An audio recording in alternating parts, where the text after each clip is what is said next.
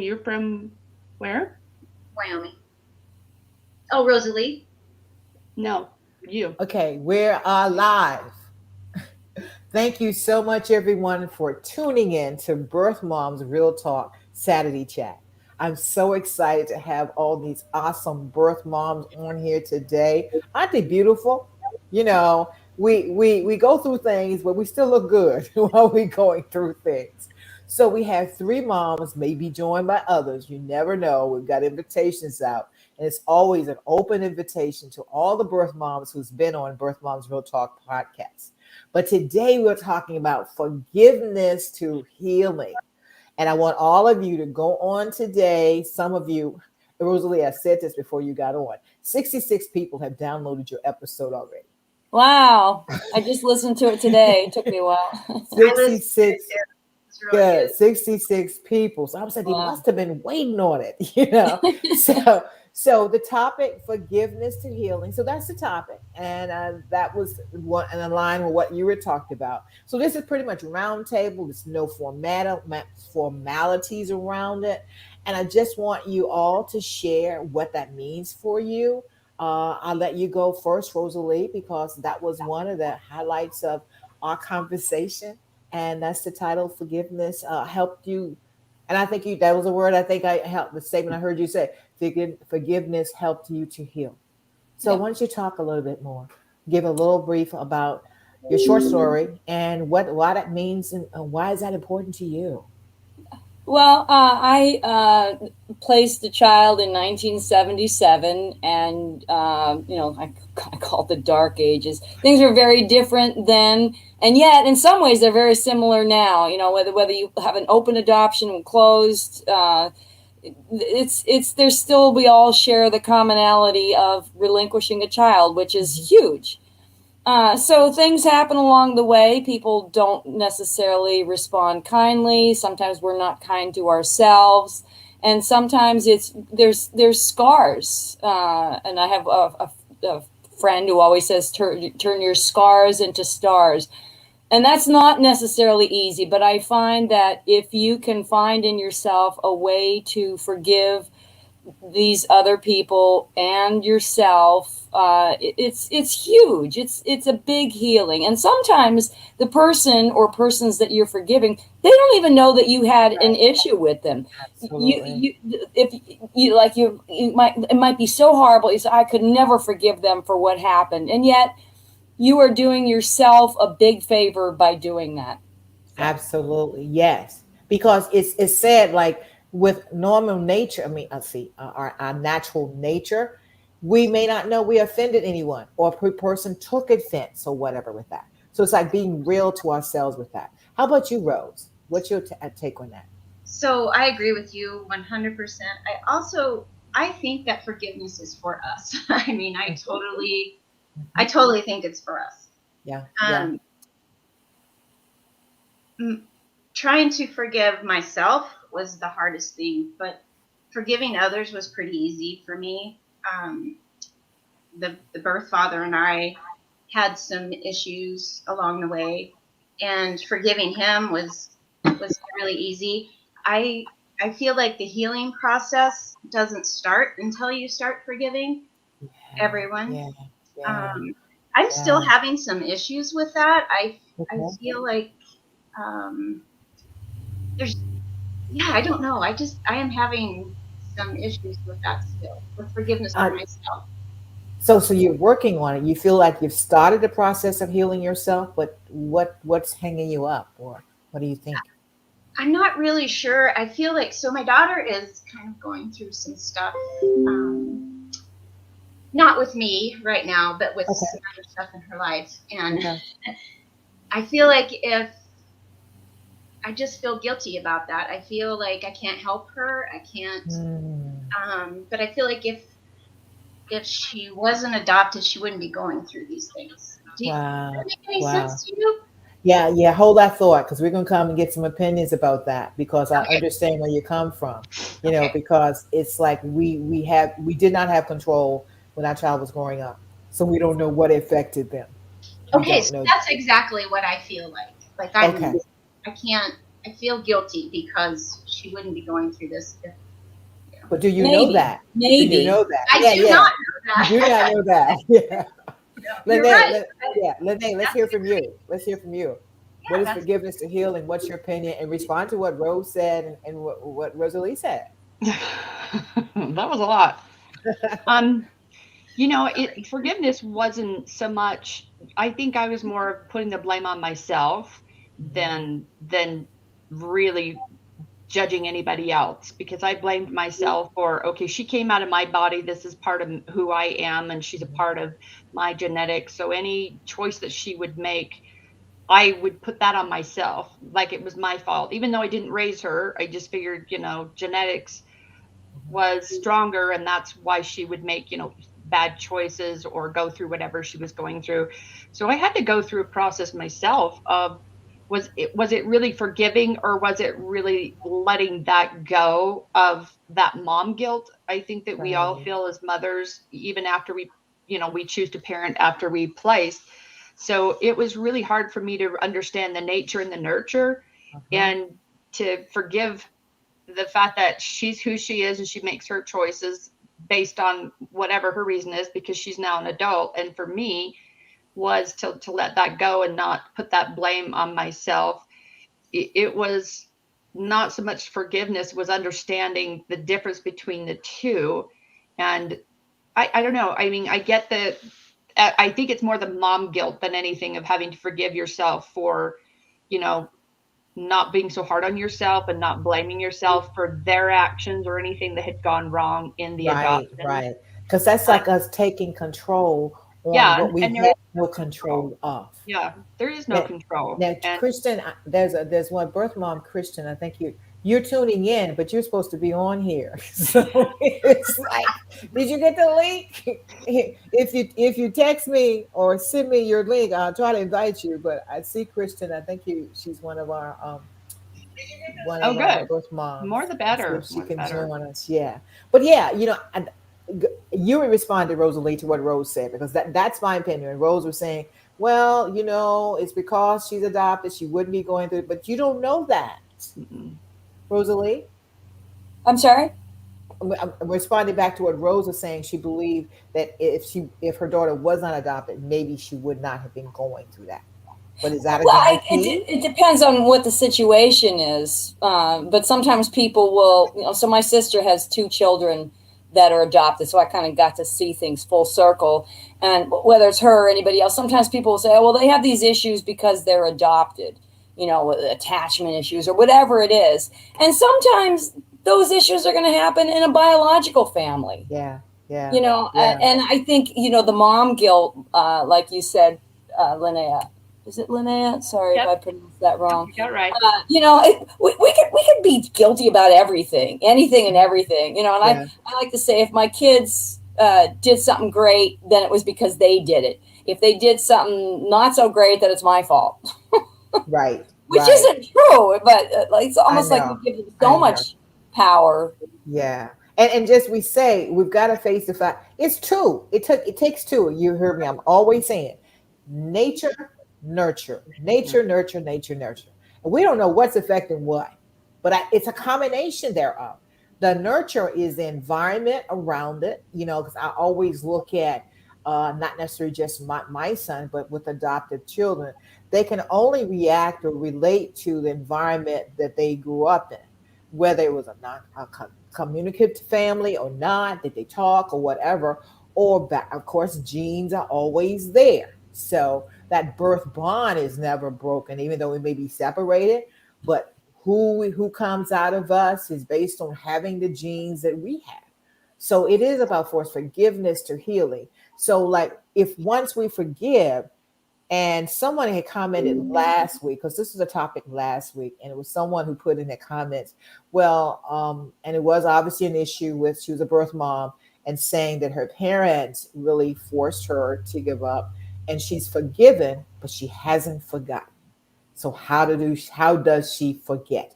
So let's talk about it. Do you forget after you've forgiven, or what? Mm-mm. Okay, because how can you blank it out? Yeah. So how do you deal with, because you're still gonna have the thoughts in it, and it's like I've forgiven, and I'll speak personally. I've forgiven, and you've heard me speak about for is my family who I did not get support from. They did the best they could. They just were not able to. So obviously, it was forgiveness there. The forgetting was pretty much just saying it. I put it further away from me. Of course, the pain was there for the fact of realizing and stating very honestly that if I'd had support, I would not have placed. That was the situation with me. If I'd had support, I would not have placed. I didn't have support. I did place, and it was like forgiving the support system I expected to have that I did not have. I will always remember that, but I understand. And that situation of them not being able to be there, even though I still needed it, that itself has caused for me to put it a little bit further away. Not that I never think about it. So how do the rest of you deal with that? So can I say something on that? Uh-huh. So I agree with that. Uh, I don't even know how to articulate what I'm trying to say, but I think that the forgiveness is ongoing. I mean, Uh-huh. I feel like, and maybe that's so you don't forget. So my father was pretty much the deciding factor for me. I had a couple Okay. of deciding factors, but my father was older. We're not bringing this child home, blah, blah, Right. blah, right? Right. I was so angry with him for so long, and I did forgive him, but I was an adult. Okay. I was in my 30s probably, and it was right before he died. But I never forgot that. And so I travel with that every so Uh-huh. often. It comes Mhm. back just like you said. So Mhm. I think forgiveness is forgiveness, but I also think it's an ongoing thing. Yes. You heal a little bit at a time. Mhm. It's continuous. Right. It's And continuous. I like the way you put it, healing a little bit at a time. And I really equate it to peeling an onion, layer by layer, which are really very thin layers, but they're layers. And we got a comment, and this is from, and I'm gonna preface this because we had a conversation before. This is from one of the amazing husbands of birth moms. This is Bob. This is your husband, Lene. Yep. As he says, that you have spent many years finding how to deal with the complicated issues of placing, reuniting, and navigating. He is always amazed at your perseverance, not only helping others, but finding ways for her own personal healing. Bob, Thank you, Bob. yeah. Thank you, Bob. Because you're there by the statement of what you just said, you're there beside her. And I just finished talking about I didn't have support when I was giving birth to my son. But likewise, we need support no matter where we are. No matter where we are. He was, well, I mean, I love the fact that he's listening onto this, but he was probably the only person in my life that really supported me for probably the first 12 years. I had nobody. I Okay. mean, and so it took a while even for him to really process of, because he came from, a divorced family, so he had children Mhm. and he had stepchildren, Mhm. and I kind of assumed he would know more than I would because he had been through that process. But the reality was it was a whole nother set of rules. It was a whole nother Right, situation. right. So it was a process for him, including me, to kind of like, how do we navigate this? How is he supposed to feel? What is he supposed to say to Mhm. me? And Mhm. even now, I mean, with the things that I go through every once in a while, I think he just kind of step backs and tries to process it himself before he tries to implement of how he's supposed to help me, because Mhm. it is complicated, and there really Right. is no control over that. And so I think watching it from the outsider, like my husband, um, it's not that easy, and they Right. really don't know what to say. And so Right. I love the fact that he's been supportive, but the very beginning, I mean, a long 12 years, it was completely isolating and alone. Mhm. And it took me Mhm. years to really understand and forgive, allow. And I say that because mental illness is really something no one wants to deal with or talk about. It's still kind of a don't talk about it kind of thing, or it's a bad thing. It was to that point where I finally hit a wall that after, I think it was 6 years after placement, that I finally went, okay, it's either me getting the help that I need or suicide, because those thoughts weren't Mhm. going away. And I think that's Mhm. something birth mothers are afraid to talk about. I think Oh yeah. everybody's Oh really yeah. actually afraid of talking about those dark thoughts. And And and I, and, and if I can interrupt you, we the whole triad doesn't talk about it yeah. because it's considered taboo to talk Mhm. about. Yeah, I go back and I always will speak on my personal situation. Is the fact that when I shared that I was pregnant and was going to have a baby, it was like no response.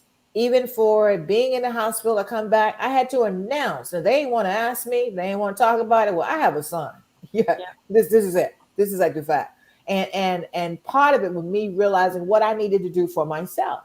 Mhm. So let me ask for is Rosaline, I think I've heard you say that. And Rose, at what point, Lene just talked about 12 years, she was felt isolated and whatever. At what point in time after you had given birth, did you go for support or therapy or support groups or whatever? That's for Rosalie or Rose, either one of you. Oh my gosh, I don't even remember. So, but can I just ask before I answer this, what age your children are that you placed? You want to ask what age Rose and Linnea? are they on now? Rose, how old is your Mine's 30. Mine's Okay. 41. Okay, so these aren't like 2-year-olds. No. Well, take that as a compliment, Rose. I think, I did not talk to anybody besides my family and the birth father for a long time because I was so just filled with shame, such a secret. And so I think, and I also think moving away from, I lived in a very small town, and I think moving away, it's funny, really intimate things are sometimes easier to talk about with strangers than they are people that you know, which I find kind of bizarre. But I mean, people that are really, really close to you, maybe your family, but like friends and acquaintances, like, nah, that's not going to happen. So I think for me, it was probably about 10 years after she was born that I started, I discovered a support group by accident.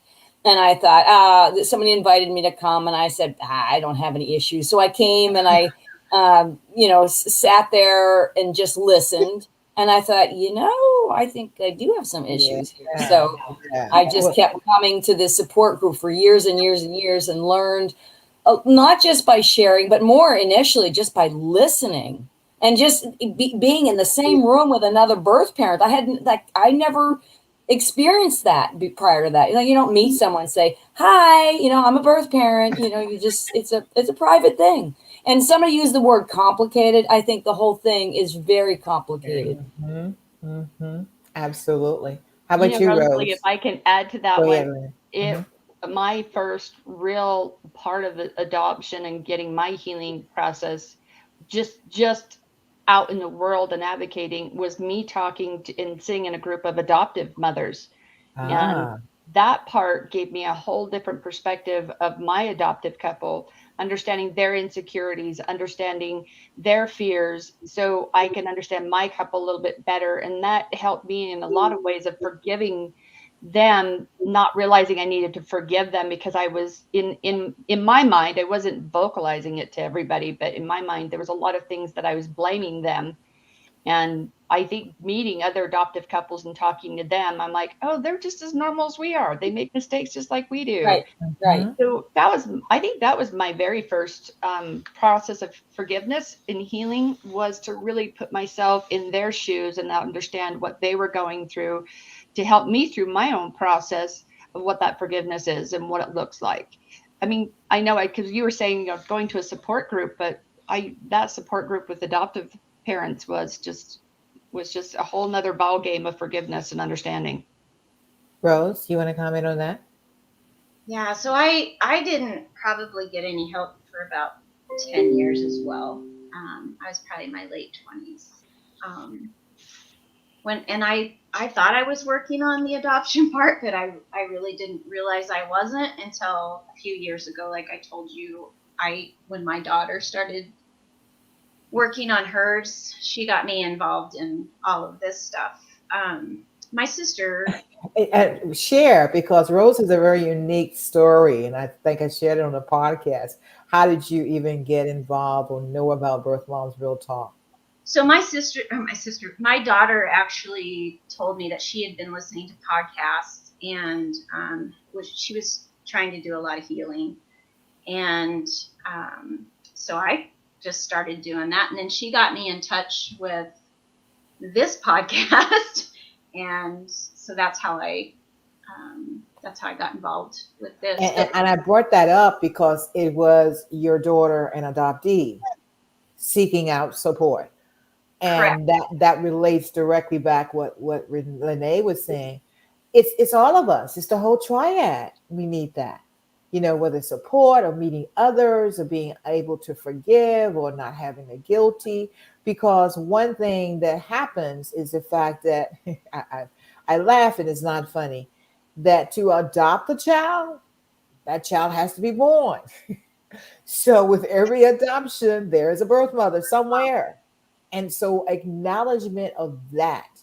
And I say that, but to me, that's the beginning of acknowledging is the fact it's more than just this child.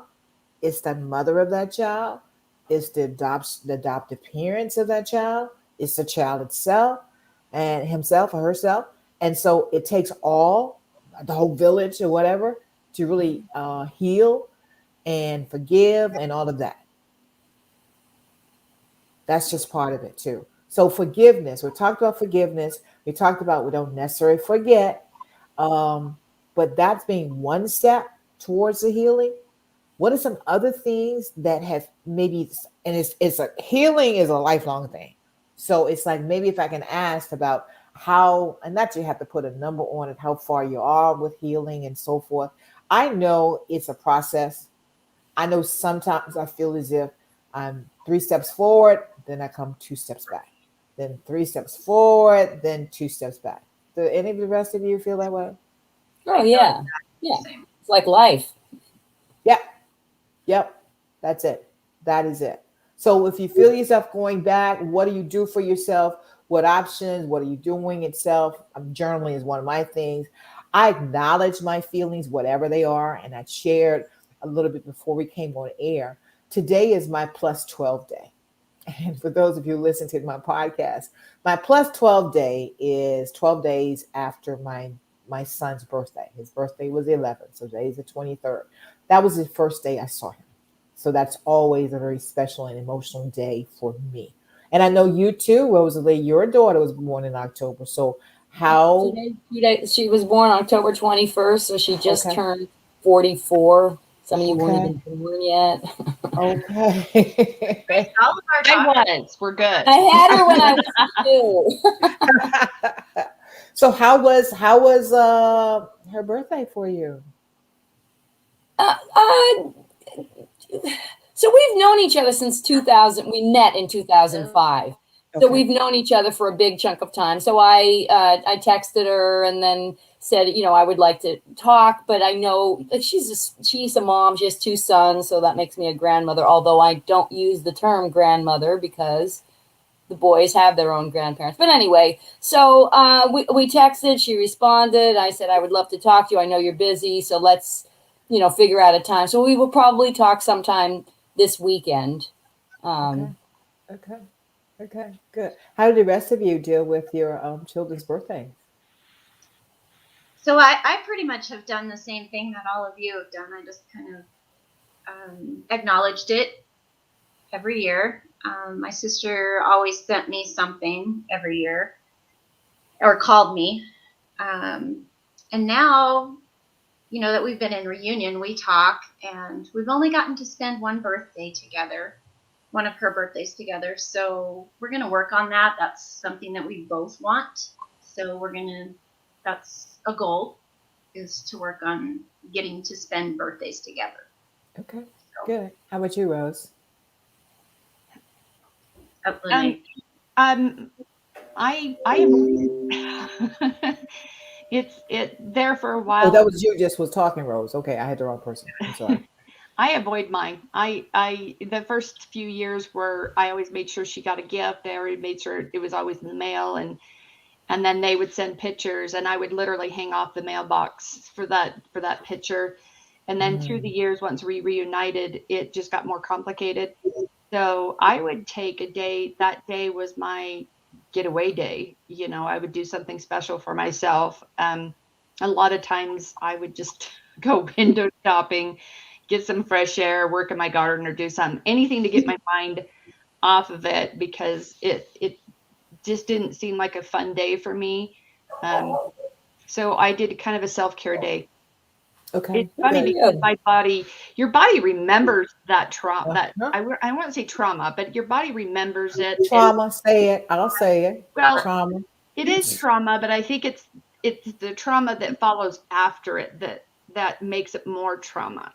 Does that make sense? Like that Absolutely. year, and if it doesn't turn out well, then it becomes even more of a trauma based in my mind of like, really, this is just one more thing I gotta contend with. So for me, and because the complication with our adoption, I would take that as a self-care day. It was just, what do I need to do to get out of my head? I'd go camping, make sure I didn't have any service on my phone, or Okay. just do something that I needed for me, just to kind of make the day less stressful for me, and to try not to go into so much detail, because then I go down that spiral thing I think we all go through of the guilt, and then you start drowning in that guilt and that anguish and that frustration and forgiveness. And so for me, that was my way of forgiving it, and to put a positive light on it was to kind of look at it as a different type of day, and it was a day of self-care. I mean, like that, for me, that's what I needed for me. I know it's not Right. a positive Right. thing for most people, but for me, that was it. I wanted to be a good memory, not a negative memory. So I would try to detach the present versus what that past was, so I could make it a positive thing for me. And that's what we have to do. And that's what I mean when I say we have to live in the feelings. My son's birthday, I call my Mother's Day. So on his birthday, I went to Virginia Beach, Norfolk, Virginia, had a place beside the water for 3 days. That was my retreat that I treated myself. And I celebrate that day. He's my only child, so I never had other children. So his birthday is also my Mother's Day. In fact, I think that's what I texted him on, wishing him a happy born day, and say I celebrate you today as I celebrate my Mother's Day. Because that's what it was. That's Yeah. what it was. And to me, that to me is what we need to do for ourselves, is to wherever we are, whatever we need, to give it to ourselves. No one can know what you're going through. And our body does keep the score. Our body will tell us when things are going on, or we need to sit down for a minute. And that's what I tell myself: Yvonne, just go somewhere and sit down, because that's what you need right now. And if the tears come, fine. And I can share very honestly, I had a beautiful place on the water, had some chairs, it was on the deck, I could see the water.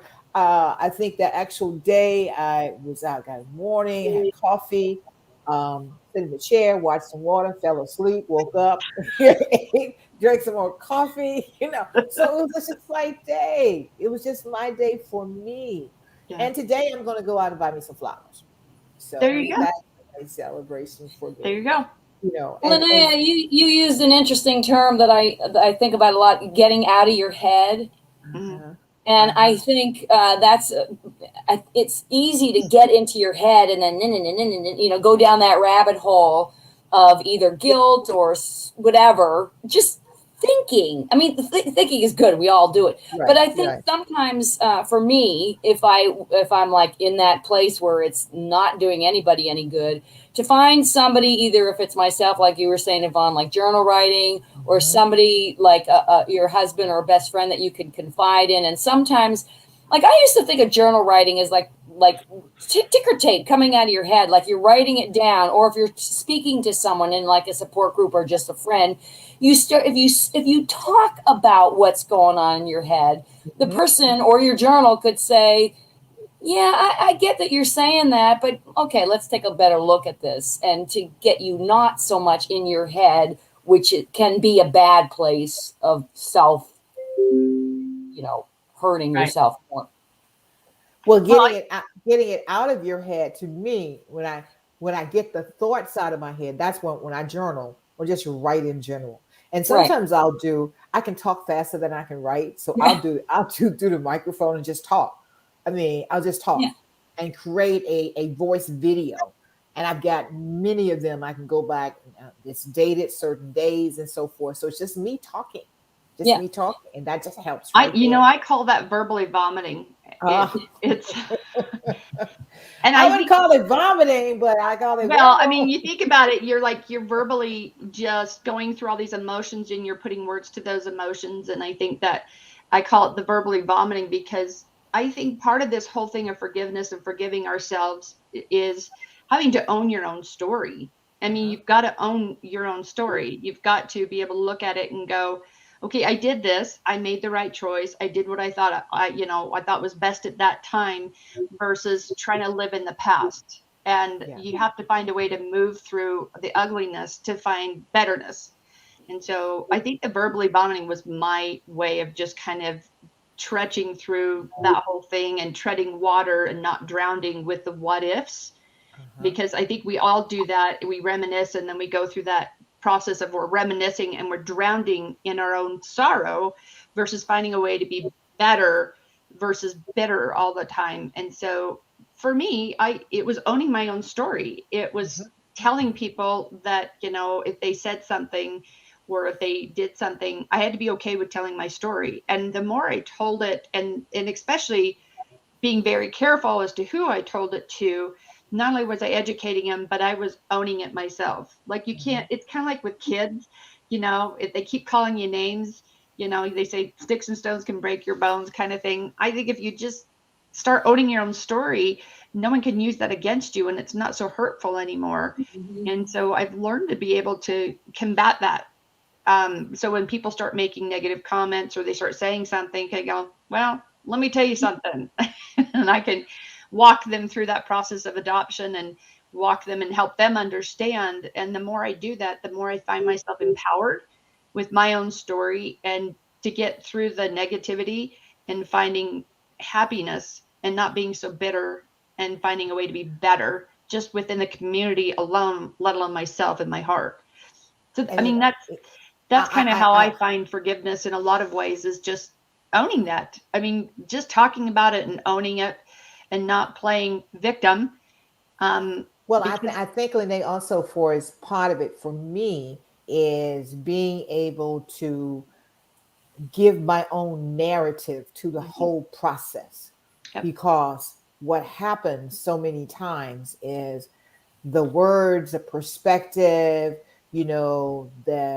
that if we become pregnant without being married, back in my day, I was 1973 with mine, and it's a perception of, and it was, I don't know, and I think of these things sometimes and it pop up, the question of unwed mother.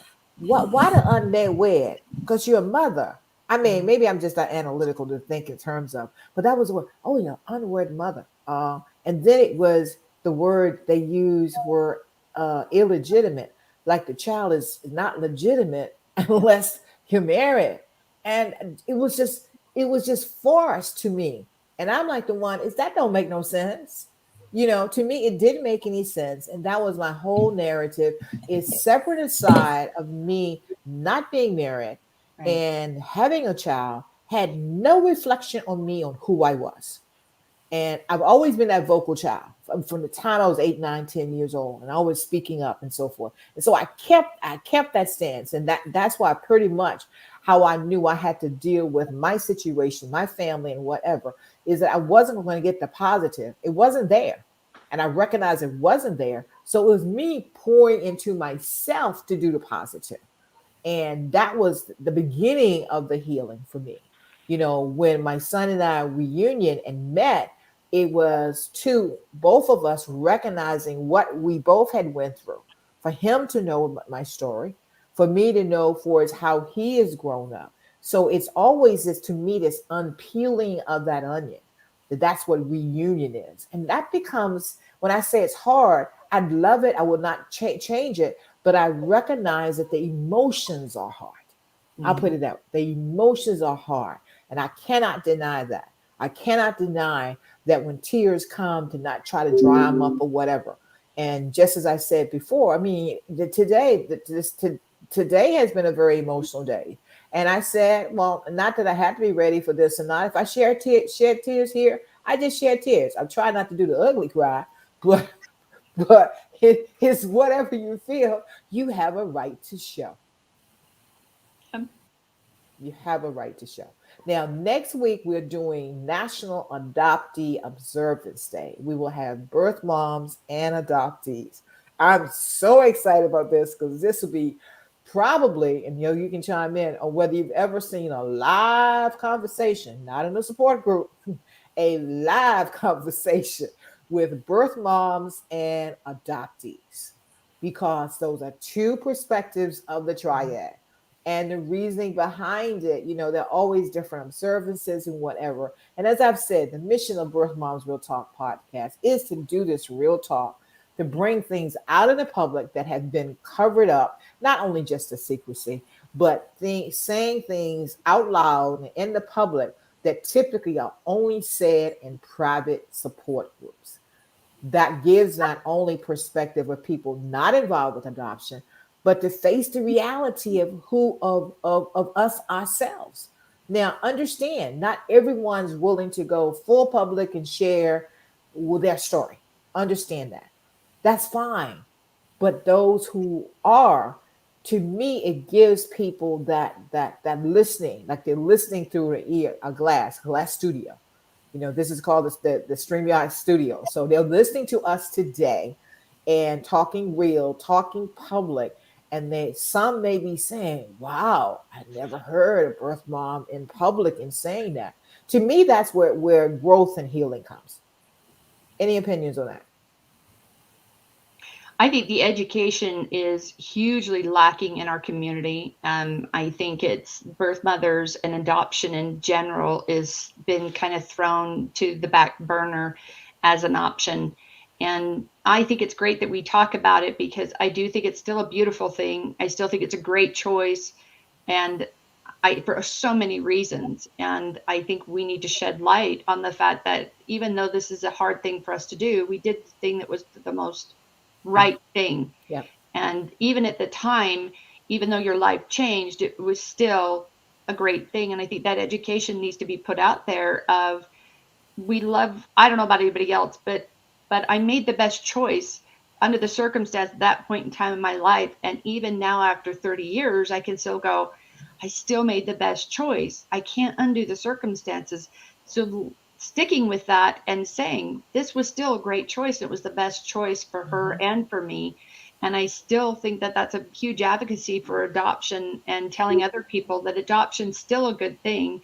It's hard, but so are all the other options that you're going to be faced with. So it's picking the one that's best for you and that child. And I think educating people in the community of what us birth mothers have to offer and to hear what we have to say is a huge lack of education that's missing, I think, in our society. So thank you for sharing all the real talk about real talk. So as you saw up there, we're looking for adoptees and adoptive moms to appear next week. So if you're listening out there, and we have listeners, adoptees and they've sent me emails, and a couple who've sent emails, I am really going to reach out to them. I'm trying to put up the email address that you need to send your interest to me, info@birthmoms.talk. All right. One of the things that I find interesting and ironic is, suppose you have lots of couples who have fertility issues, and they want desperately to have a child. And someone might say to them, if they finally do get to adopt, or say, are you considering adopting? Or you got to adopt, that's so great, you're so lucky. Well, that same sentiment is not always offered to a birth mother. Birth mothers are kind of like, it's very different. And yet you need the both ends to make a family. Yeah, absolutely. We just got a comment from Susan saying this was very informative. Now, Susan, you may want to put in a comment. I'm interested on whether you're part of the triad. We have listeners who are not even part of the triads. And it was interesting. I think it was one that I had another birth mom on with me. Someone had put in the comment box, what is a birth mom? I mean, not everyone knows when you use this terminology, so we can't assume that. And the response back is that, what is a birth mom? So I responded back, is a mother who had placed a child for adoption. Now that person got that understanding, but I think a couple of weeks later, I got the same question, not live here, but through other source, and it was someone who was a mother, and they, quite frankly, someone had referred them maybe to me for the podcast, because the title is Birth Moms Real Talk, and they referred them to me. And my first question, are you a birth mom? And she said yes, of four.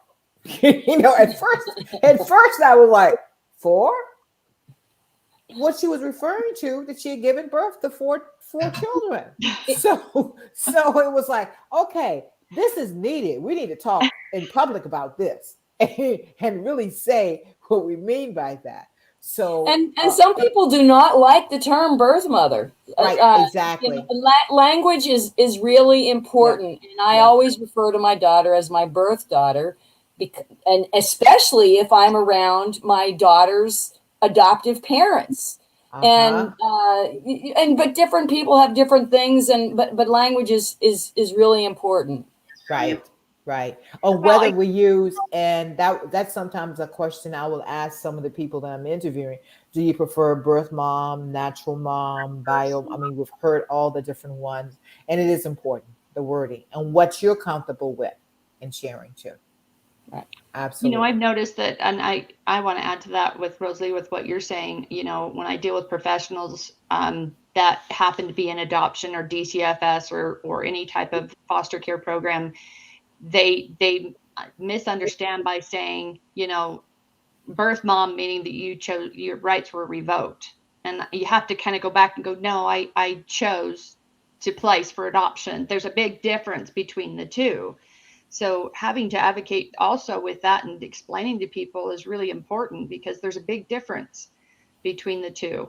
So yeah, absolutely, it's a constant challenge. And sometimes the name gets misconstrued as, like first mom or first parent, or, regardless, it is what it is. Sometimes people say natural mother. Okay, so does that mean that the adoptive mom is an unnatural mother? It just, I know, it just doesn't work. And just like, and hope this, I'm gonna bring this up next week, because we'll have moms and adoptees, because I've heard many adoptees will say they were told of their adoption, oh, we chose you. Okay. So, I mean, so it's different things that are said. So that's going to be a part of the topic for us next week. So really, I'm looking for adoptive moms and adoptive moms and adoptees. Please send your information to info@Birth Moms Real Talk. Go on our website here.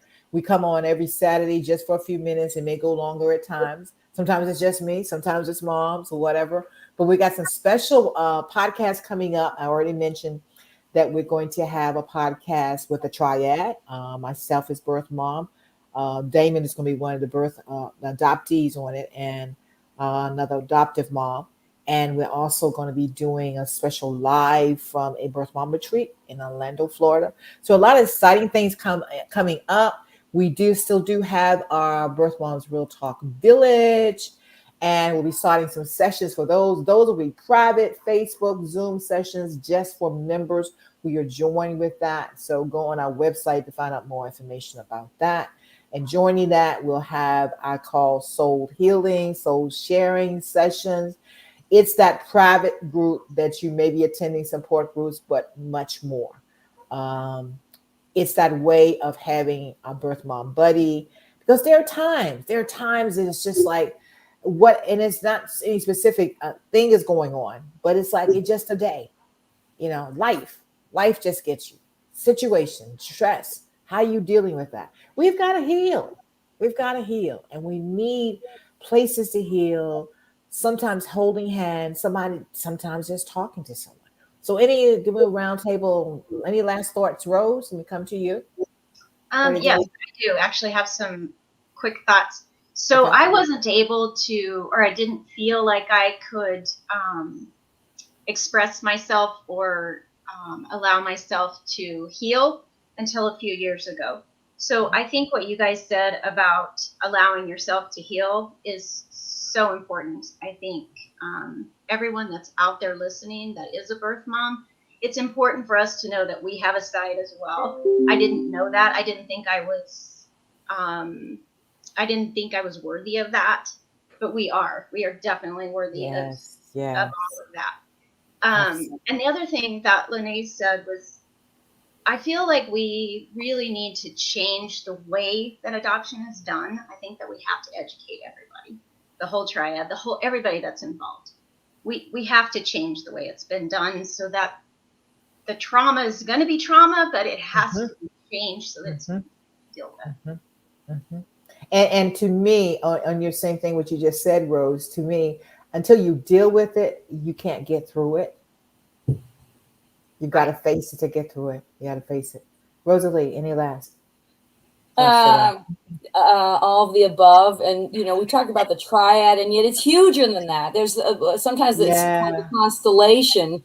I'll Yeah. give you one brief example. So my birth daughter Emily, she's married, and her husband, he's part of it because it affects his life in a huge way, and then her sons and her, so anyway, it's very far reaching, and I think like Linnea said, we need to have a better attitude overall about the whole process and how we look at it and process, and particularly how we deal with birth mothers and birth fathers. I totally agree Absolutely. with that. And it does affect everybody, even your children, Yes, Mhm. yes. Rosalie. I mean, gosh, it's the whole dynamics When everywhere. when I met Emily, and then 2 hours later she met my other children, and my daughter was 10, and that my kids had known for years that they had this older half sister. But when they actually met her in person, my oldest daughter burst into tears. And I think it kind of dawned on her like, oh, I am not the firstborn. And then I Ah, take her aside and say, look, as much as I am excited about meeting Emily, you will always be my firstborn that I got to keep. But right. it is huge. Yeah. Yeah. Yeah. And Susan came in again. Why do we hide birth moms? And why is it difficult to find your birth mom? That's a good Uh, question. Sounds like Susan, if you want to put in a comment, are you a birth mom or are She's you an not. adoptee? She's not. She's neither one. So I know Well, let's let Susan. her answer that. Did Let's you let see her her? answer that if she chooses to. And because I say I know I get messages from adoptees, and some of the messages have been that they had searched for their birth mom, and the birth mom didn't want to meet with them. And Mhm. her question was, why? I It, responded just for myself and saying that was not my situation, but I just personally surmised that the pain and the trauma was just so deep, they were not ready at that time. So I actually have a friend that is a birth mom, and she just says she can't. It's too Okay. difficult. Uh-huh. Uh-huh. She doesn't want to open that up. Yeah. Yeah. I believe that, and that's not my situation, because I go back, I said in my stories that when I found my son, it was 3 years before he was ready, and so we have to accept wherever they are. It If I hurts. can, with trying to process of reunification and advocating for all this, and I know a little about all you ladies and the stories that we have, but there was not a lot of support for women years ago, and I think it's even still lacking today. And having closed adoption or even semi-open, and then having to face that reality of the choice that we made, but we suppress those emotions, those feelings, and that decision. That's a really, I call it the Pandora's box. It's really I've hard to open Yep. because you never know what's going to come out of it, how it's going to affect your family. Because a lot of women made this choice, didn't tell anyone, and chose not to tell their immediate family.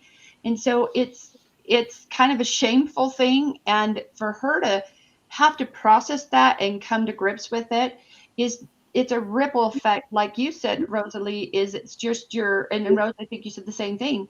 Our husbands and our children and our extended family, and your in-laws, and so on and so forth. That ripple effect is so massive. So if you never got the opportunity and you didn't get offered the education and the mental health support of how to own your story and to go through those grieving processes, you actually build that up at the pressure cooker. And then when that time comes, when that child wants to reunite with you, they don't know how to deal with that because they don't want to open that Pandora's box, because Absolutely. it's not to do with the adoptee. It has to do with she doesn't know how to deal with those emotions and those feelings. Like, it's too painful for her to open that box. And again, Pandora's box. We never know what's going to come out of it. But if we've not given the help to open the box, we will not open it because it's too hard. Yeah. Now, I know why you knew about Susan. She's a different. So another example of someone out of the triad who understands and has questions, and Bob chimes in again, the prevailing factor of hiding birth moms, or birth moms feeling like they have to hide, that they can't speak up, that they have to be shameful and whatever, and I never try to tell other people how to do it, but I know the stance I'm taking. I'm out and proud, loud and proud, or whatever, and will speak about it, and have always been. Never, I should say never, but so many different instances when I got some of the same brick wall like I got years ago, but I became confident in my own skin to know, well, I need to heal myself and speak for myself, no matter how people accept me, respond to me, or whatever, because they have nothing to do with me. But it's real important that I do that myself. So again, looking for adoptees, looking for birth moms, looking for adoptees for next week, looking for birth moms for another one that we'll be doing in November, which is National Adoption Month. Ladies, thank you so much for being very candid, sharing publicly. I told you we're live, we're live, and we're speaking very honestly about the real deal, the real talk. So you've been tuned in to Birth Moms Real Talk Saturday Chat. My name is Yvonne Rivers. Listen in to birthmomsrealtalk.com. Send us information, info@birthmomsrealtalk.com. If you'd like to share your story, you'd like to be involved with the Birth Moms Village as a birth mom, and we'll see you next time.